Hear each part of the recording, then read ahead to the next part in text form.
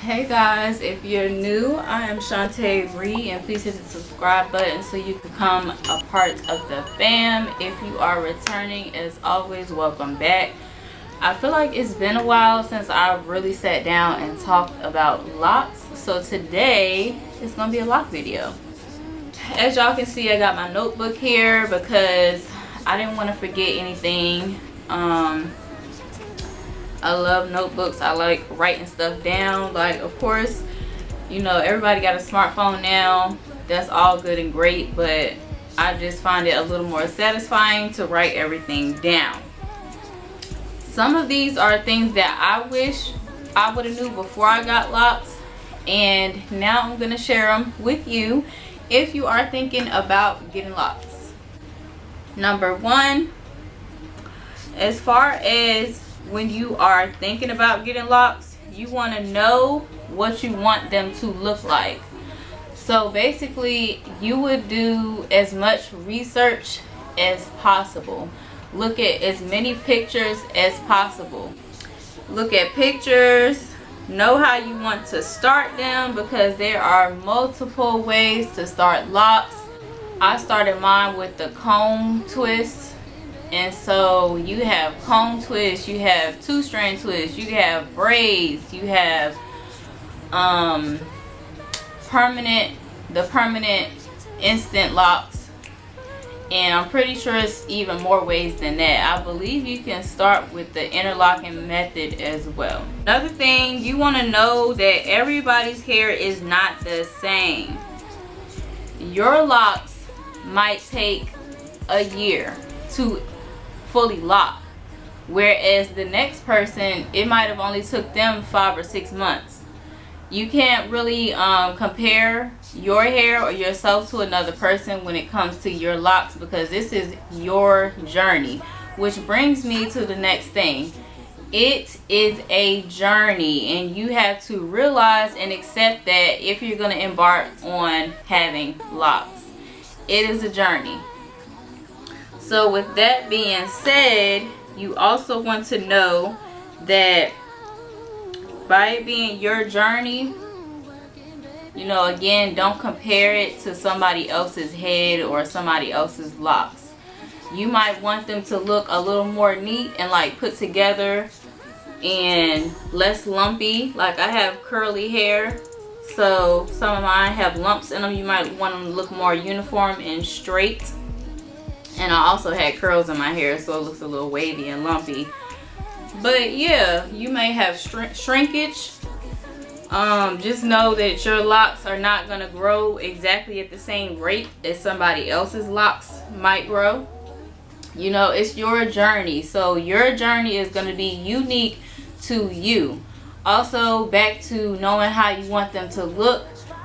Choose what is best for you. Don't go per se off of somebody else's head. You might have thinner or thicker hair than the next person that you're looking up to that has locks. So you might need thinner or thicker parts. You might need smaller or thicker locks. It all depends on what you need. So, another thing, once you get locks, I would stick to one person putting their hands in my head. 2, if you have to have a backup. And if you can't maintenance them on your own.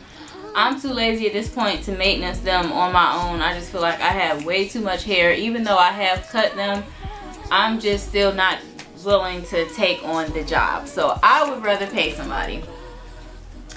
The next thing, if they pull out wax, run.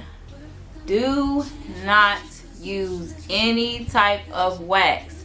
It's going to create so much buildup. And then they're not going to look clean. And then they might not smell clean. And just all type of other problems that you can imagine would come along with buildup. I would not suggest anybody who uses any type of wax or you using wax at home. I would not try to start my locks at home. There are very few people that I've seen and their locks look good and they did it themselves. If it were me, I would stick to the professionals. Do not experiment with interlocking if you don't know what you're doing. I know how to interlock correctly, but in the beginning I was just playing around with it, and I actually almost tied one of my locks in a permanent knot. So just imagine one of your locks being permanently like looped up into some type of crazy little knot, and then you can't get it out. Like, that's not cute. So I would not play around with interlocking. Honestly, I feel like there's not too many cons to it. The obvious for me would be, do not assume that because you have locks you don't have to ever do anything to it. That is not true. I mean, if you choose to and you want matted up roots and matted up hair, then be my guest. But I would not recommend getting locks just because you feel like you don't have to do anything to it. You know, it's suggested at least every 6 weeks at the minimum to get them retwisted and maintenance. Other than that, I feel like it's been a very fun journey. I don't see myself getting rid of them. Yeah, I feel like it's very versatile. You can do a lot with them. You can put them up, down, in a style. However, you know, if you start short, embrace it, because once my locks recently got butt length, I was very, very overwhelmed.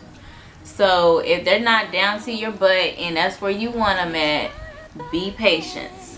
Have some patience. That's my last tip for if you are thinking about having locks.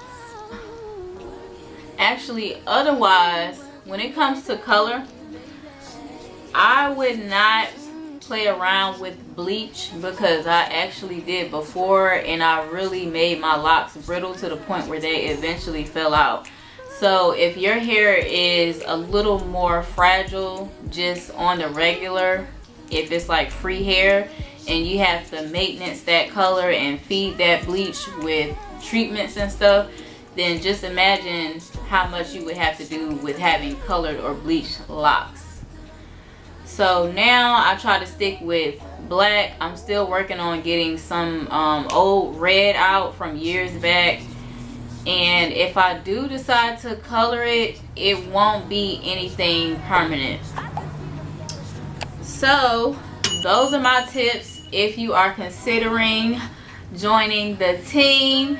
I think you will love it here. I don't know that many people who had an issue other than just getting tired of them and wanting something else. But that's everything that I feel like you should know prior to getting locks. Hope you enjoyed this video, and thanks for watching.